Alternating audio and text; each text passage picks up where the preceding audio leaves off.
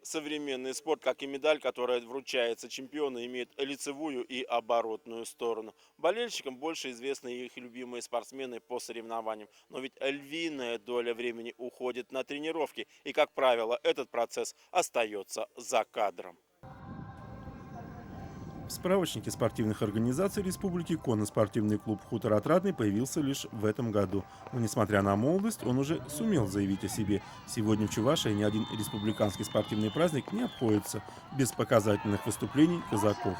После официального признания Русспортом джигитовки как разновидности военно-прикладного искусства видом спорта появилась возможность и для дальнейшего роста. Одним из этапов стало участие спортсменов КСК «Отрадный» в чемпионате страны.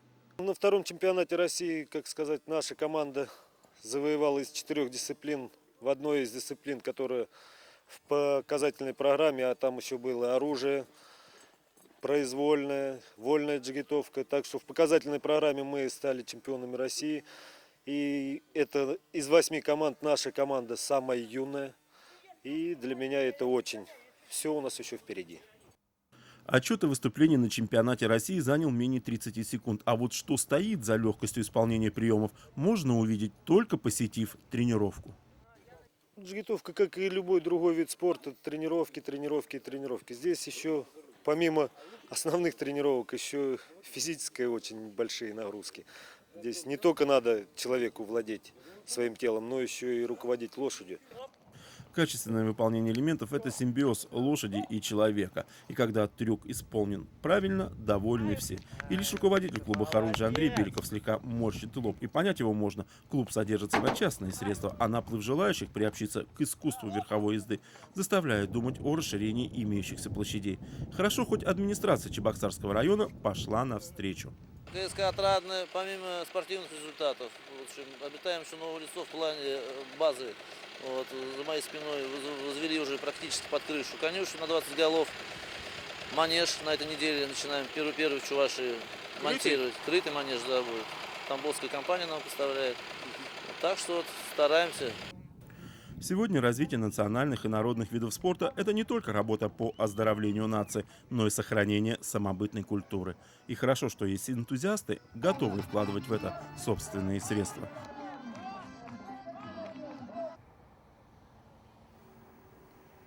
Призывники республики только готовятся примерить военную форму, а вот казаки хутора Отрадный уже приняли присягу на верность России, православной вере и казачеству.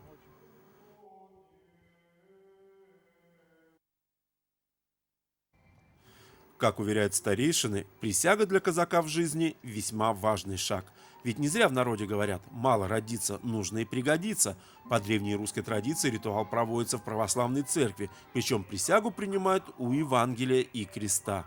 Для служивых землячества казаков Дона по благословлению архиепископа Варнавы местом окормления стала Чебоксарская церковь Воскресения Христова.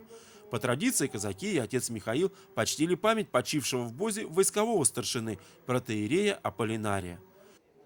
Перед началом церемонии к казакам обратился атаман Приволжского казачьего войска. Будем достойными казаками своей Родины.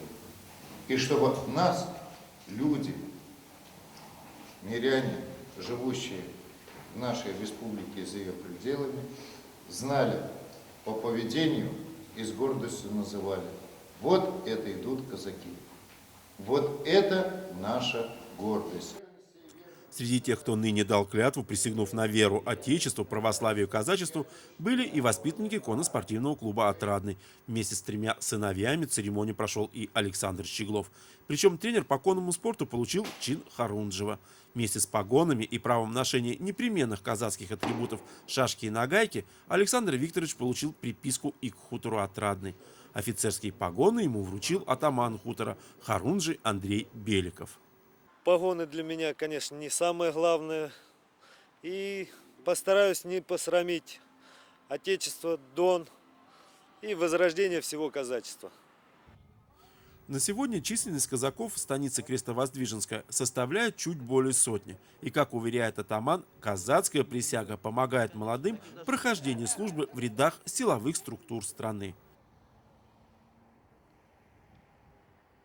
В День республики окрестности деревни Карачево Козловского района были заполнены автомобилями.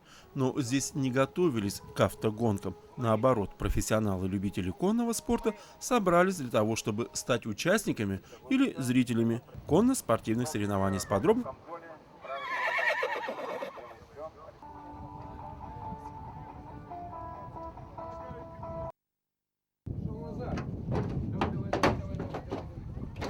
под капотами многочисленных автомобилей, заполонивших окрестности ипподрома города Козловки, собрана была не одна сотня лошадиных сил, но не железные монстры, хотя куда ныне и без них, стали главными действующими лицами спортивного праздника, а лошади – животные, с которым человечество дружит уже не 1000 лет. Достойным был и спортивный повод – розыгрыш сразу 6 кубков плюс титул чемпиона Чувашии. Гвоздем программы стало выступление казаков конно-спортивной школы хутора Отрадной станицы Крестовоздвиженская, руководит которой Харунжий Андрей Беликов. Как и полагается военным наездникам, свое выступление казаки начали с фланкировки. Жонглирование казацкой пикой и на месте занятие трудное, а когда под тобой скачущий жеребец, то начинаешь понимать, что такое казацкая школа верховой езды. И, конечно же, как может обойтись показательное выступление без рубки лозы.